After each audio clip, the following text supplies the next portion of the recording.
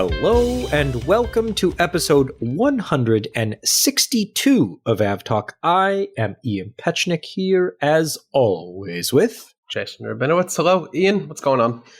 Hello, Jason. Nothing. Nothing's going on. Okay. What's going on with you? Then, huh? Nothing.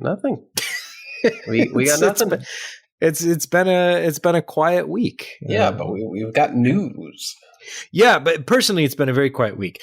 Aviationally, it has certainly not been a quiet week. No, it is not one of those weeks where we say, crap, what are we going to talk about? Not much has happened. No. We've got plenty to talk about. We've got aircraft orders. We've got new, possibly world's longest flights. We've got acquisitions. We've got not acquisitions. We've got airplanes falling apart midair. We got everything you want to hear about and a little bit more. I feel like we need like one of those wheels to choose where we go first, and like choose your adventure wheel. All right, spin the fictional wheel, and it's rigged, so we're going to Australia. All right, here we go. So it's official. It's officially official. Money has probably changed hands in one way, shape, or form. Qantas has ordered 12 Airbus A350-1000s that will be specially modified so that they will be capable of flying direct from Australia. And this is where it gets interesting. To any other city, including New York and London. Yeah, and I hope some money is exchanged, because to make this announcement, Airbus flew an A350-1000 all the way down to Australia. Toulouse, I think it stopped in Perth along the way to, Sydney? So that is an expensive publicity stunt. So I hope some money has been changed in hand. I'm sure they were well compensated for bringing the aircraft down. Not only did they bring an A350 down, the Air Baltic's newest A220-300 made the journey from Riga down to Sydney via Delhi and Denpasar, I believe. Well, the 350 wanted some company, so it brought its pet. Well, because Qantas also re-upped its narrow-body fleet. So the narrow-body fleet was previously announced, but this is the actual order. So they ordered the deliveries will begin late next year for 40 A321 XLRs. So we'll get to that in just a minute. Is it 40 or 20? Up to 40. So I think it's 20 and 20. Yeah, it's firm orders for 20 and then options for additional aircraft. No, I take that back. I only see 20. Yeah. No, I'm sorry. I was getting ahead of myself. It's 20 of each aircraft type and not 20 and 20 options. Sorry, it's 20 of each aircraft type. So 20 A321 XLRs, 20 A220s, plus options for 94, which is an interesting number, but options for 94 additional aircraft spread over the next decade. We'll come back to that delivery date in just a minute when we talk about Airbus's first quarter results. Yeah. But let's stick with Qantas. They will take 12 of the Airbus A350s.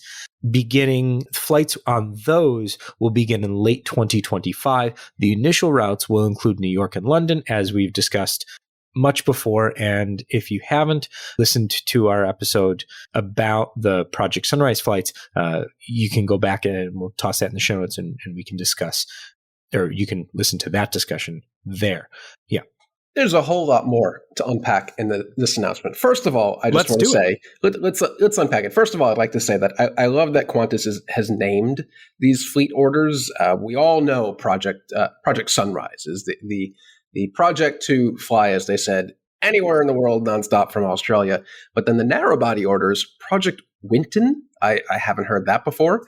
That's the narrow body replacement of its 737s and 717s that will be gradually retired. But it's nice to just say, yeah, we got a couple projects, Winton and Sunrise.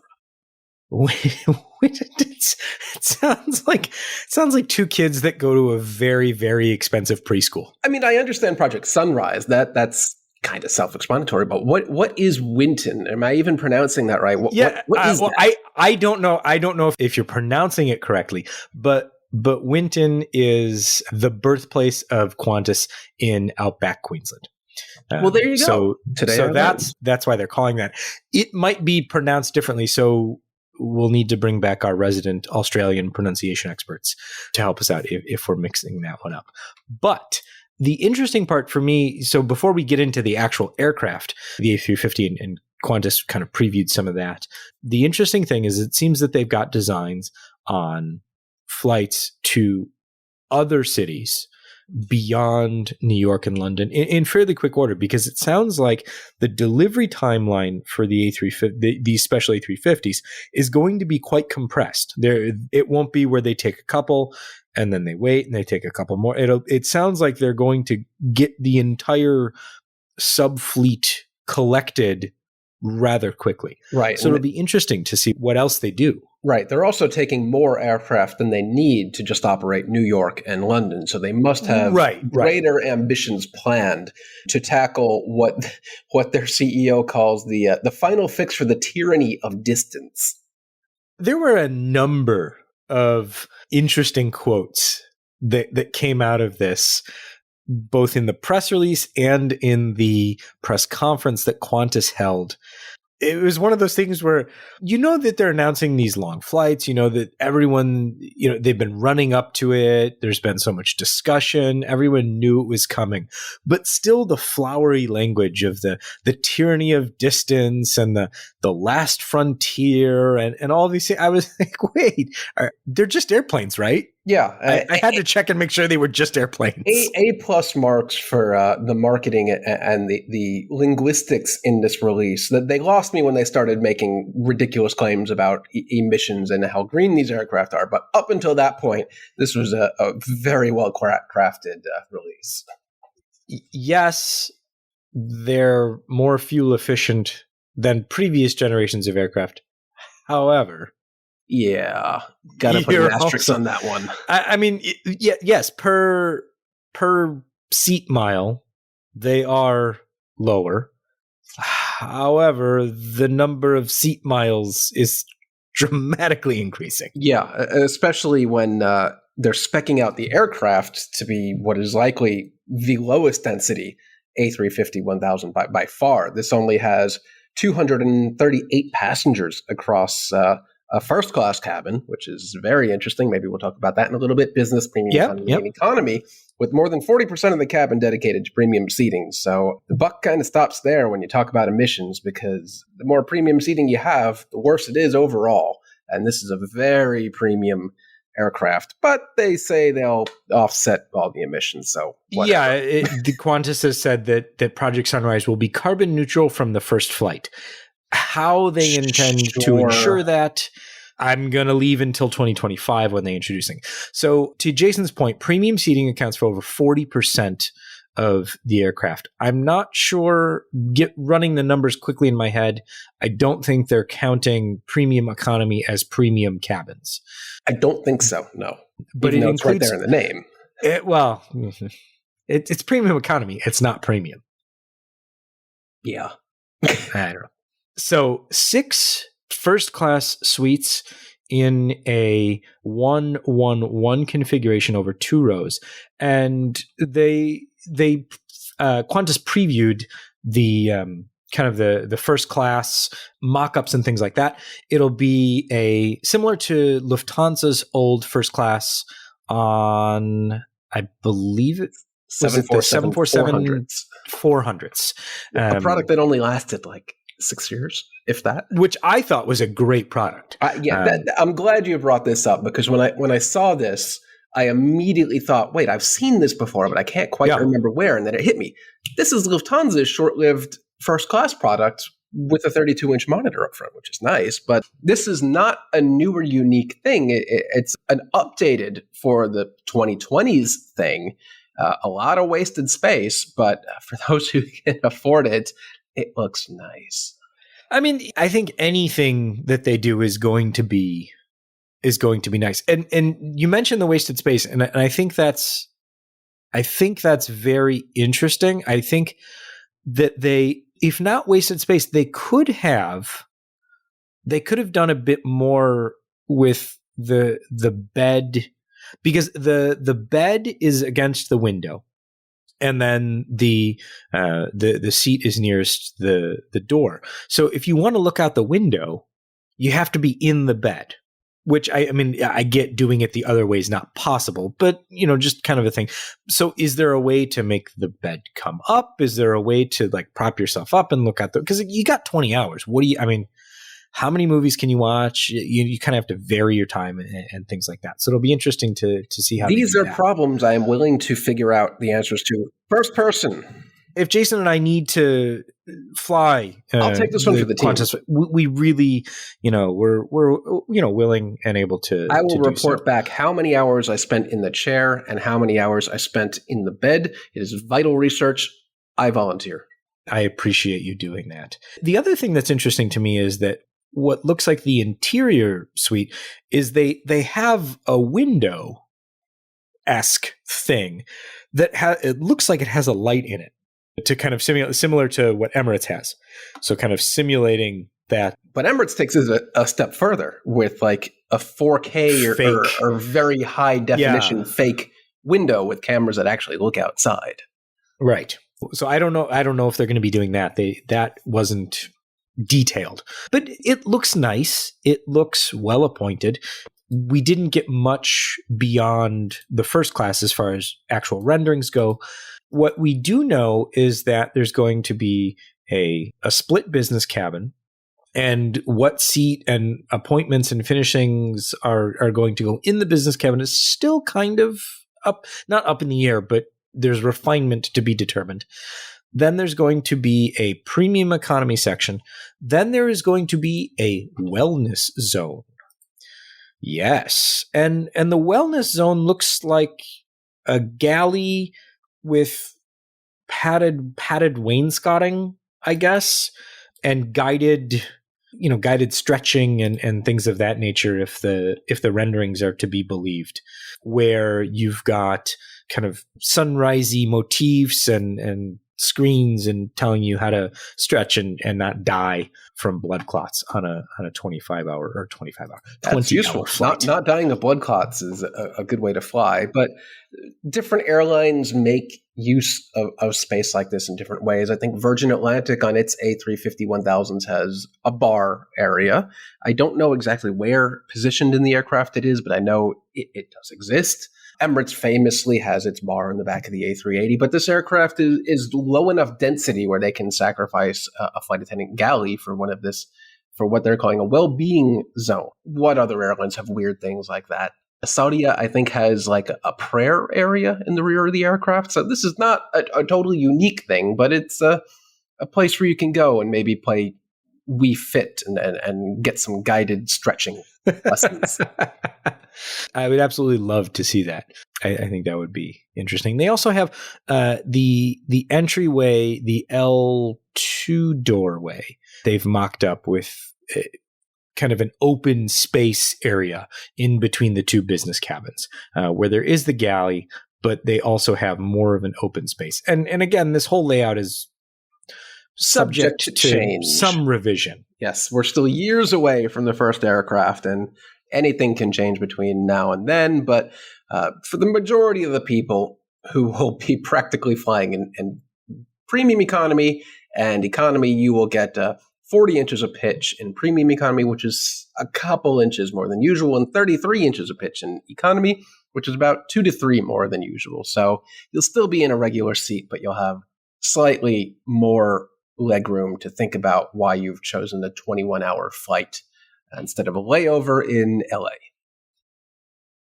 Right. The other thing that I want to talk about is that the infographic that Qantas released as part of this mentions that the aircraft will have a longer range of 8,700 nautical miles or 16,100 kilometers. The distance from London to Sydney is 17,000 kilometers. Yes, also announced alongside this is a new air-to-air refueling plan for passenger aircraft. No. I have some questions. There was a very unfortunate graphical error on this high-profile announcement, which is a shame. But in reality, Airbus has had to do what they said they would not have to do and add an extra fuel tank to this specific variant of the A350-1000. Yeah. So it'll have the range to get there, but that's all it'll have the range to do. So that'll be interesting to see how Airbus further modifies the aircraft in its final configuration to make this work, to fit everybody on board and get the whole Project Sunrise ball rolling. Yeah. It's going to be interesting to watch, and I hope to get to fly it one day. I've never been to Australia. I don't think you have either. No, I have not. I have not been to Australia. I would love to go. The other thing that I was thinking about this week with the A350, this version of the A350-1000 kind of becoming a reality, and the Boeing 777X possibly eventually entering service one day, is what other kind of impossible routes are going to spring up, and what other would be, even likely. And, I posed the question on Twitter, and some interesting things came back. The one that I was thinking of was Auckland, London, nonstop. Air New Zealand's operated that one with a stopover in LAX in the past, but the increased range would offer that ability to operate nonstop. And a few people mentioned some South America, China routes, like Santiago, Beijing, or Buenos Aires, Shanghai, things like that, which would be even longer. Just kind of opens up an interesting thought exercise. Yeah, nice to talk about doing fun things like stupidly long routes again, rather than what routes have been cut indefinitely due to COVID. Yes. This is a much preferable conversation to have. I like it. Yeah. A few weeks ago, we talked about the unsolicited bid by JetBlue to take over Spirit Airlines. Spirit and Frontier Airlines had previously entered into a merger agreement, and JetBlue's cash offer of $3.6 billion was much higher than Frontier's offer for Spirit. Spirit initially said, okay, we got your memo. We're going to take a look at it. And they went back and took a look at it. And JetBlue says, you should take a really close look at it because it's a lot of money. And they said, we will, don't worry. And so they did. And initially, the conversation that we had, Jason, on the podcast over a couple episodes, we weren't really sure where this was going. We saw a lot of issues with it. And as it turns out, the board of directors for Spirit Airlines also saw the issues with it and determined that they do not wish to proceed with JetBlue and are sticking with Frontier.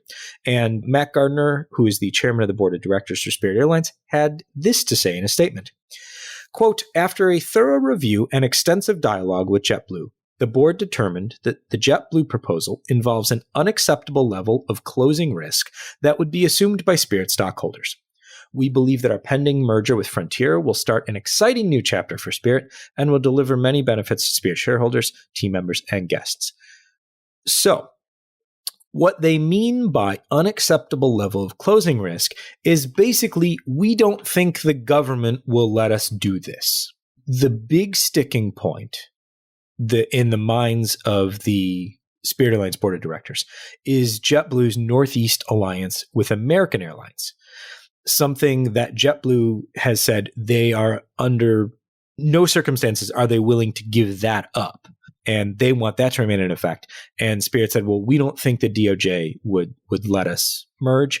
They also noted that JetBlue buying Spirit and then bluifying Spirit, I don't know what we would call that, but turning Spirit planes into JetBlue planes and running them as that airline would remove about half of the ultra low-cost carrier capacity in the US. So the board looked at it and said, it's a lot of money, but it ain't going to happen. Yeah. I mean, it's not done yet. JetBlue still has options. It could go down the hostile takeover route. It ain't over yet, but we're at a weird place that I don't think a lot of people expected.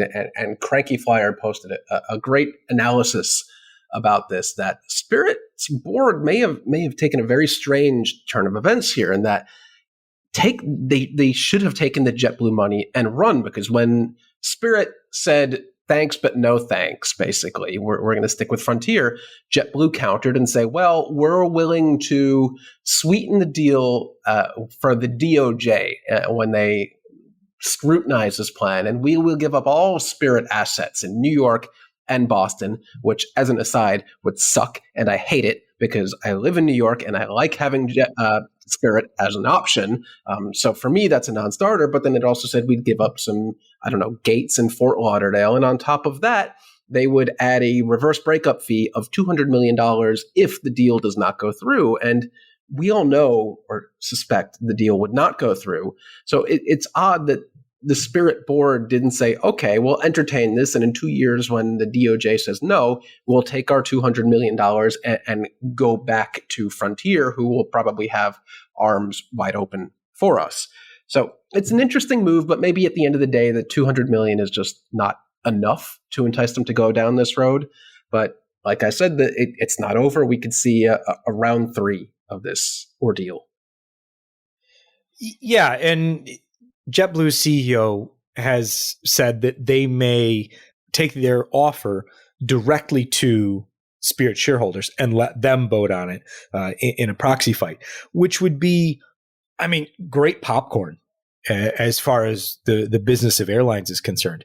But it's really, interesting to me that nobody thinks this is a good idea except JetBlue.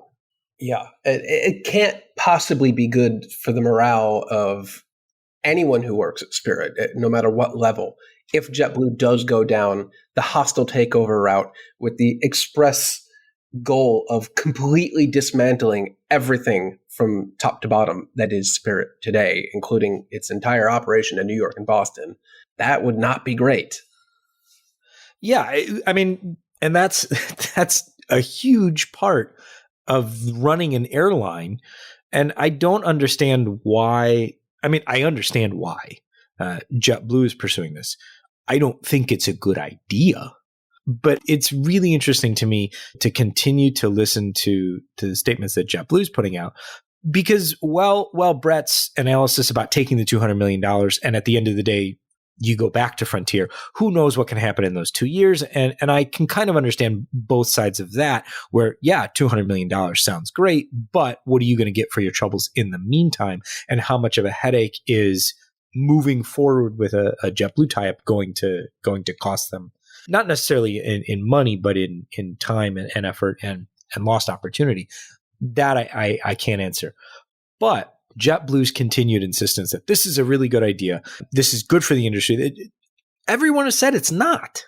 I haven't seen a single aviation analysis. So like a flying centric analysis. I haven't seen a financial analysis. I haven't seen anything from anyone outside of JetBlue that says this is a good idea. Spirit and Frontier still is pretty much plug and play. Aside from the big front seat, the two are pretty much identical. JetBlue and Spirit could not be any different, at least at the passenger level. So on the one hand, I'm glad this isn't going through, but it's clearly not done. We haven't seen the last offer or the last move being made up in Long Island City. Robin Hayes is driving away on a baggage tractor and yelling, "You haven't seen the last of me. I'll be back, you crazy kids." But weirder things have come out of failed merger offers. I mean, here in the US, the only reason we even have T-Mobile as one of our 3 cell phone carriers still is because AT&T tried to buy them, failed the DOJ process, and there was a huge breakup fee, and now they have all of this spectrum to make them a national competitor. But this did not quite go down the same way. I don't think the breakup fee was quite large enough to entice Spirit. $200 million sounds like a lot, but at the end of the day, it's not that big a deal when you're a very large company of this size. But I have a feeling I'm going to wake up one day in a couple months and see in my email inbox from 6 a.m. that some preposterous move has been made by JetBlue, and maybe they'll turn around and try to buy Frontier. Oh, man. Okay, so this is a fun one in that we sent our friend Ned Russell on, I don't want to call it a wild goose chase, but it was definitely a goose chase. I sent him on a goose chase. Yes, it was. Yeah. Explain this to me. Last week, the seaplane operator that operates flights between Manhattan, the East River, and Boston started last year, and they have a whole bunch of other flights, but that's their marquee flight. They sent a press release saying we're going to start nonstop flights between Manhattan and Provincetown, which is nice. But in that same email, they forgot to really mention the fact that their route map included a new route to DC starting in September, which raised all sorts of questions of like, huh? And why? And how? So I talked to them and they said, yeah, we think we have a pathway to start seaplane operations between the East River and the DC area, which if anyone has ever had experience with operating or coordinating flights into the DC area, the U.S. Air Force included, it is not an easy task. There are a lot of approvals that need to be made. You can't just pop into DCA because it's a slot-controlled airport. So all sorts of questions were raised. And Ned Russell over at Skift had contacted the FAA, the Coast Guard. I can't believe we had to talk to the Coast Guard for this, but all sorts of people. And what did he find out? Well, it's not so much what he found out. It's what he thought he found out, what we thought he had found out, and then what it turns out he had found out. So initially, he not only talked to the Coast Guard, he talked to the airport authority, he talked to the Coast Guard, which was, I still think, fantastic. He talked to DC proper, and he talked to, it may have even been the Tennessee Valley River Authority. I don't even know. When Ned wants to investigate something, the man he does his due diligence. Long story short, it ain't going to happen. I'm disappointed. Maybe. I floated the idea when they said DC area. Maybe they actually mean Dulles, which would be great for me because my company has an office at Dulles. That would be great. I could fly a seaplane to Dulles. That'd be amazing. But it doesn't seem like there is any viable path to actually doing this, whether it is at DCA, which they can't do because they don't have full TSA screening here in Manhattan. I don't know. Maybe they're going to land in Baltimore, or we don't know. But it is an interesting story to keep our eye on. What would be interesting to me is to learn how far up the river they have to land in order to qualify as a boat to then float down the river. Yeah, if you just float down the river unpowered, I mean, who's going to stop you? I assume the Coast Guard. Maybe. I mean, we talked about this, 2 weeks ago when the Army parachute team failed to, the FAA didn't send an email to the Capitol Police and they had all the shut everything down. And I mean, this is just a very interesting one. But long story short, I don't think we're going to see seaplane landings at DCA anytime soon. No, but we will be keeping our collective eyeballs on this one because I have a vested interest in flying to DC via seaplane just once. So this is our feel-good story for the week, and one that I picked up before it became a feel-good story, when it was just hey, this is a cool thing, maybe they'll be able to figure it out. Two sisters were fleeing Yugoslavia, the former Yugoslavia, in 1999. And those sisters were coming to the U.S., and they were on a flight from Amsterdam to Minneapolis. And a woman on the flight gave them an envelope, and inside the envelope, or on the envelope, was a very nice message that just said, "To the girls from Yugoslavia." And the note says, "I'm sorry that the bombing of your country has caused you so many problems. I hope you stay in America. I hope your stay in America is safe and a happy one for you." And she just signed it, "A friend from the plane, Tracy." And inside the envelope was a $100 bill. And over the years, the two sisters have kind of off and on looked for one of the sisters, Ida Zuge, has kind of looked for this Tracy woman every year around Memorial Day and every year again around Thanksgiving. So twice a year she tries to find her and hasn't had any success. And she knew a few things about her. And so the internet got a hold of this, and CNN wrote an article. 3 days later, the internet does what it does sometimes when it's a source of good, and it found this woman. It found Tracy Peck. And we'll put a link to the show notes, but a link to the whole article in the show notes. But Tracy Peck had been at the French Open in 1999 with her tennis club from Minnesota, and had been on the plane back to Minneapolis and put a $100 bill in this envelope. It changed the two girls' lives. They're now very successful professionals in the US, and now they're back in touch. And these are the kind of like aviation stories that I just absolutely love. That's a nice story. I thought so. Yeah, it's nice to have nice stories with. It's nice to have nice things. We can have nice things. Yeah, sometimes we can have nice things. I really hate to do this. Uh-oh. But we also can't have nice things. Why not? Come on. So this was an article in the New York Times this week. There were a whole lot of bees that were being shipped from California to Alaska. And geography is one of my favorite sports.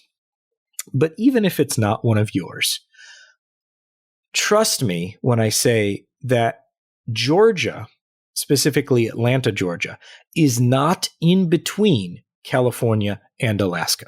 I'm going to have to take your word on that one. Yeah, and just, I promise you, I'm telling you the truth. 200 crates of bees, numbering in the millions, were en route on Delta from Sacramento to Seattle and then on to Anchorage.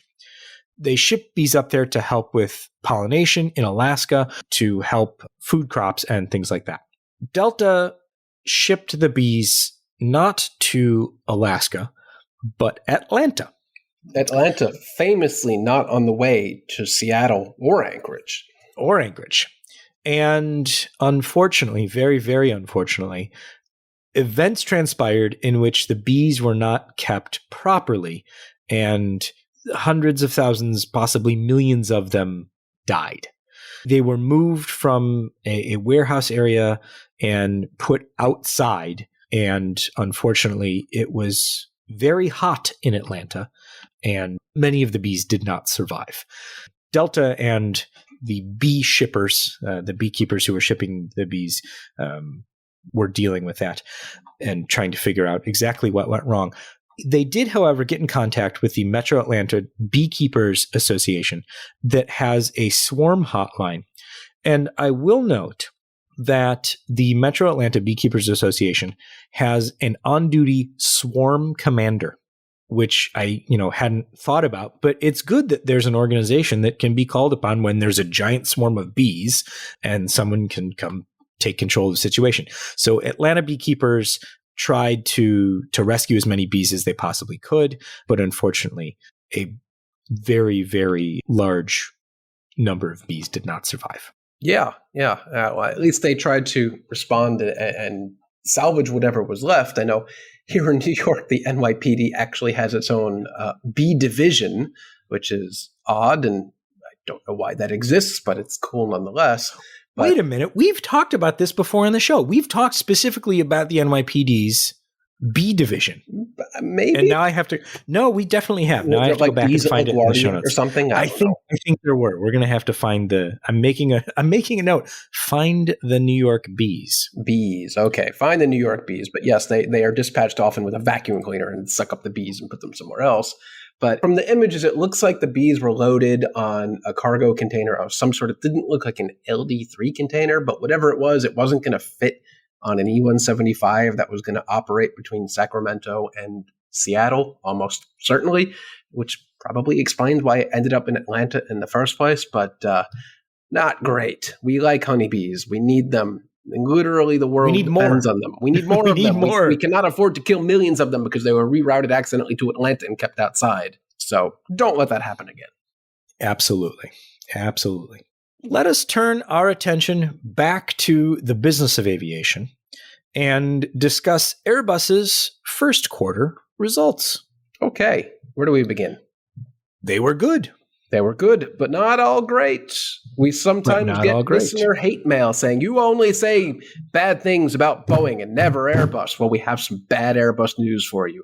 Not terrible. Give us the bad Airbus news. Bad Airbus news. The A320XLR entry into service has slipped from late 2023 to early 2024 due to the rear fuel tank, which they've added, which makes the A321LR and XLR, they have had to add some insulation because fuel is very cold in the aircraft, and they needed to put some insulation between the fuel tank and the passenger floor so passengers' feet don't freeze. But there are some flammability issues, which interestingly, Boeing raised as a potential concern like years ago, I think. And EASA is just really getting to it now, or apparently it's just reared its head now to actually materially affect the delivery timeline of the aircraft. But Airbus is going to have to figure out what to do with this before it can actually build most of these aircraft and deliver them. So the entry to service has slipped slightly to early 2024. See, we do talk about bad things that happen to Airbus as well. We're not rooting against anybody. We're rooting for both Boeing and Airbus. I want all aircraft projects to be delivered on time and on budget to happy customers. That would be great. Yeah, I don't want people to be under the impression that we're rooting for Airbus or against Boeing, or for Boeing and against Airbus, or against Embraer, or I guess for Bombardier, or like any, or any of these eVTOL things. I'm not rooting against anybody. I'm rooting for aviation that is moving towards sustainability in a true sense, and towards a product that is safe and appropriate for the industry. It just so happens that over the past couple of years, Airbus has done a better job at doing that. Have they been perfect? Absolutely not. Has Boeing gotten a lot of things right? Yes, they have. It just so happens that Boeing over the past couple of years has had projects that have had more substantial issues affecting their product lines than Airbus has. That's as simple as that. Yep. And everyone else has been relatively quiet. Yeah. Yeah, there's a lot of things that we can talk about as far as when you get into the little nitty gritty things and issues here and there. This is certainly above the nitty gritty, but below not being able to deliver aircraft. I mean, this is, things are slipping, and this happens on every project. When was the last time an aircraft was launched on a certain date, said we're going to deliver it on a certain date, and that's what happened? I'm not exactly sure. Know if such a thing has ever happened in modern aviation. So yeah, there's precedence for this. Entry into service slips. The first flight, however, is still scheduled for by the end of next month, I believe, is the scheduling timeline on that. The other interesting bit about Airbus's first quarter results are the rates that the A320 family will be operating at, and they are, as expected, going up. We talked about this, I think, during the beginning of the year when they released their full year 2021 results, about the possibility of working towards up to 75 A320 aircraft, A320 family aircraft per month. That is still the goal. The A320neo family is going to go up to 65 per month by next year, by the middle of next year. And then Airbus is still working mostly to see if they can get parts fast enough in order to build 75 A320 neo family aircraft per month. And the big driver behind that increased rate is the A321, both the 321 neo, LR, and soon to be XLR. Yeah, and I think I read to do this, they're going to be opening a second line in the Mobile, Alabama production line.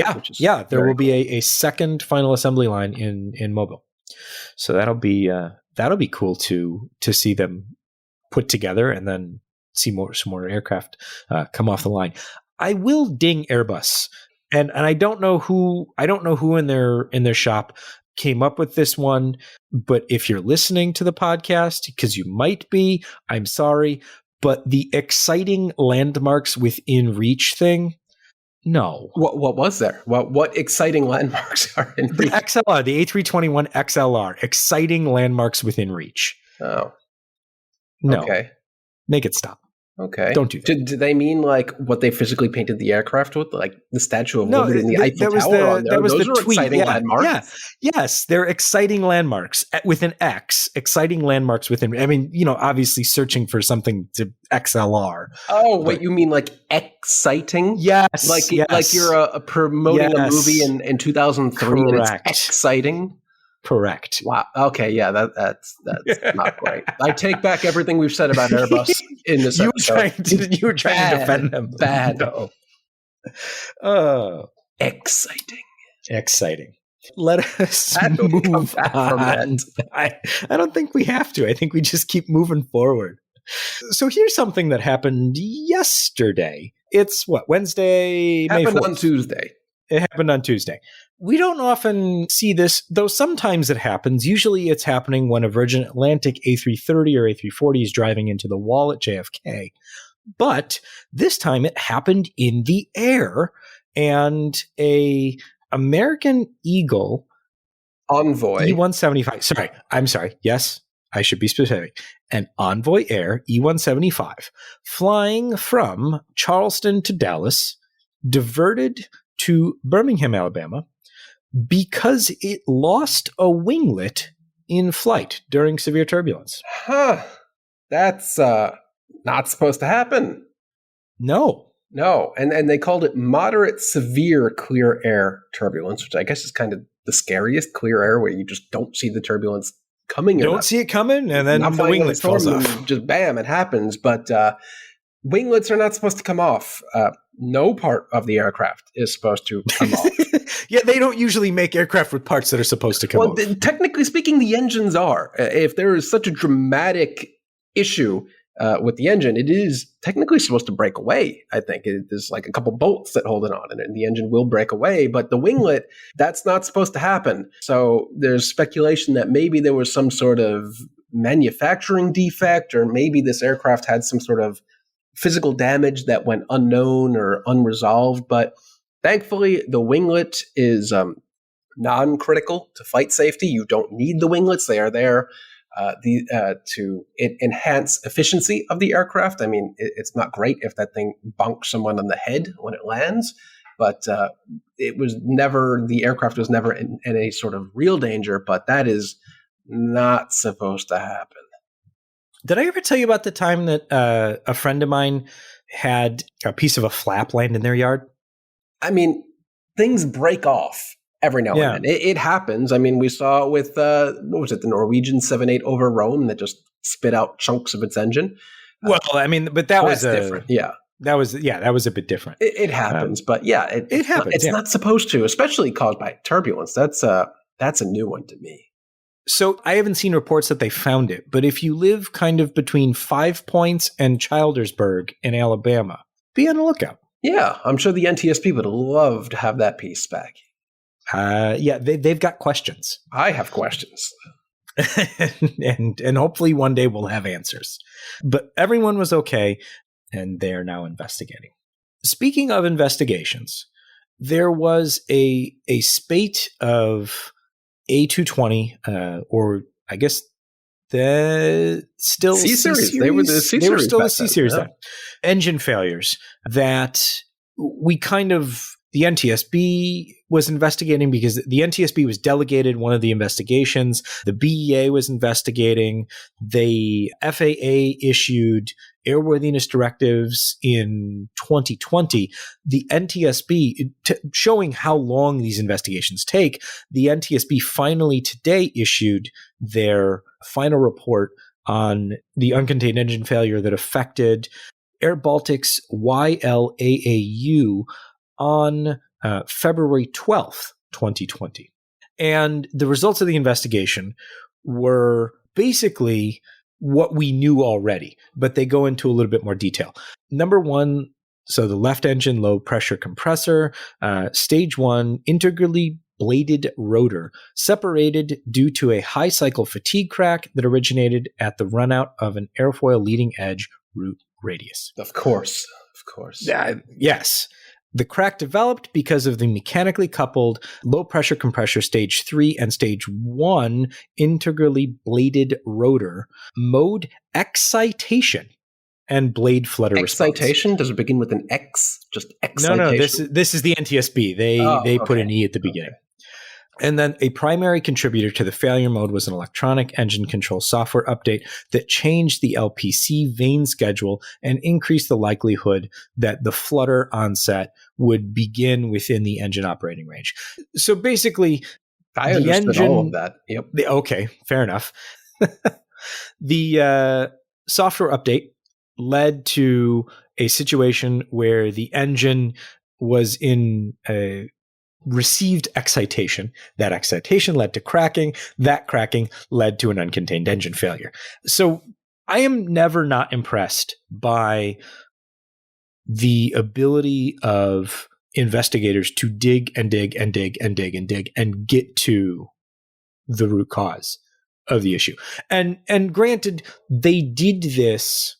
The issue was understood well before the final report was issued, but it's always fascinating to see the full thing written out. Yeah. Anytime I see one of these final investigation reports that is like, oh yeah, like 17 years ago when this part was created in somewhere in rural UK, there was a 4% impurity with nickel plating or something like that. Like the level of detail that these investigations can get into and go back in time and figure out that there was some minor impurity in the casting process from a sub contractor is just outstanding. The guy who normally runs that machine was on vacation that day. Somebody's cousin was filling in. They pressed the button too early. Yeah, it's fascinating. And this was the issue that kept the A220 C series at the time. I think like cruising at 20,000 feet or under for a little while. Was that right? Yeah, it affected, and we'll put a link in the show notes to because it wasn't just one aircraft. It happened to multiple aircraft, and that's why the investigation kind of expanded the way it did. But there were a number of different software updates that went out. The aircraft had to cruise at a certain altitude, and you couldn't go above a certain percentage of N1 in a variety of situations, so as not to increase the engine excitation. Good to know. Let's do a few quick things to close out the show. One is that we've got an interesting, I guess we can call it a merger in Latin America. Avianca and Viva their shareholders join economic ownership in a new holding company. So I'm not exactly sure how this is working yet, but the further kind of COVID and they're coming out and saying this, COVID-19 triggered the biggest crisis in the airline industry. We're in the process of consolidating so that we can continue flying. And so that will be moving forward, I guess. Yeah. Remember, Avianca itself is fresh out of bankruptcy just a couple months ago. So this impacts Viva Peru and Viva Colombia and the Avianca group. So it'll be interesting to see what happens and how they plan to integrate the airlines, or if they're just going to be kind of two airlines that happen to be together. Yeah, don't know how I feel about this. There aren't a ton of large airlines in Latin America, and Viva gave a bit of competition to Avianca and the other airlines like LATAM, but I guess this is meant to be at this point. Well, whether it's meant to be or not, it is. Alaska Airlines celebrating the 4th of May. Jason, may the 4th be with you. Yeah. See what I did there? Okay. Moving on. Get to it. Come on. Let's go. N538AS is now in a special Star Wars Millennium Falcon TIE Fighter Disneyland Star Wars Galaxy Edge livery. We can't show it to you, but it's pretty. It's well done. They did a nice job, and I like it. Yeah, they were very proud of themselves that they didn't have it leak at all until today. And, well, that's not even true. I think you published a photo of it the other day. Like, it wasn't even true. It leaked days ago. But it was out. They pulled it out of the hangar a couple days ago. I don't even know why they bothered to mention that, but it is a pretty-looking aircraft announced on May the 4th. So that's nice. But it was not the only special livery announced today, was it? It was not. Jason, tell me about the future. The future is being painted on the side of 10 Emirates A380s announcing, or I guess in partnership with the Museum of the Future, or Museum of the Future. I have no idea what that is. I assume it's in Dubai. Don't know anything about it, but it is. How would you describe what this looks like? It's hard to describe, right? I don't know. So what they painted on the aircraft is the actual museum. So in 3D, it looks like it's an orb with kind of a donut in it with beautiful Arabic calligraphy all over it. When you paint that on the aircraft, it's kind of like I don't know what it looks like. It kind of looks like the eye they painted. Donut. Yeah, it kind of looks like the eye they painted on the Beluga XL, just blown up quite a bit. I mean, maybe, yeah. They've got big titles that goes all the way back to the behind the wing that says "Journey to the Future," which is nice. But Emirates is clearly at this point no stranger to special liveries on its A380. But this first one has rolled out on A6EVK, Echo Victor Kilo. So look out for that. There should be 9 more joining in the coming weeks. I'm sure they'll go all over the world. So that's yet another giant billboard. 10 giant billboards. To close out the show, we've got some Norse news. They are now selling tickets, and surprisingly enough, they're not going out to the middle of nowhere anymore. They're coming right downtown. Yeah, that's great. Initially, like just a couple of weeks ago, they said we're going to fly to Ontario in the LA area. And Stewart, which is famously not in New York City, I don't think you consider it New York City at all. It is way to the north. But they said, you know what? Forget it. We're going to where the people want to be. And they are now flying to LAX and JFK, and it's completely different than Norwegian. Don't compare it to Norwegian, even though they're using Norwegian 787-9s and they're flying to the same cities Norwegian did, and they're based out of Oslo, Norway. Ian, it's not Norwegian. They should just call it not Norwegian. Not Norwegian. I am excited. I'm happy to welcome long-haul, low-cost carrier back to the U.S. I hope it lasts. I don't think it will. But if you want a $180 ticket to Europe, if you don't have any bags, you don't want a seat, you don't want a meal, you don't want anything, go get it. I will. Great. No, I won't. If you have made it this far, thank you. If you would be so inclined to go a little bit further and leave us a rating or a review, we would so very much appreciate that. Those things help us keep doing the podcast. The more people that find the podcast, the more we can do the podcast, and we truly appreciate that. And we truly appreciate all of you for listening thus far. If you just can't get enough of aviation and are looking for a further dalliance in flying, go check out our YouTube channel, where Gabriel Lee is doing some amazing stuff with flight reviews and behind the scenes looks at a lot of different places. He's got a lot of great stuff coming up. So go ahead and check that out. We'll put a link in the show notes, or you can just go to YouTube and search Flight Radar 24. Tell them hands off the Qantas A350-1000 first. That's us. That belongs to us. We're all going. We're all going. Yeah, we've got a few years to figure that out. On that note, this has been episode 162 of AvTalk. I am Ian Petchnick, here as always with Jason Rabinowitz. Thanks for listening.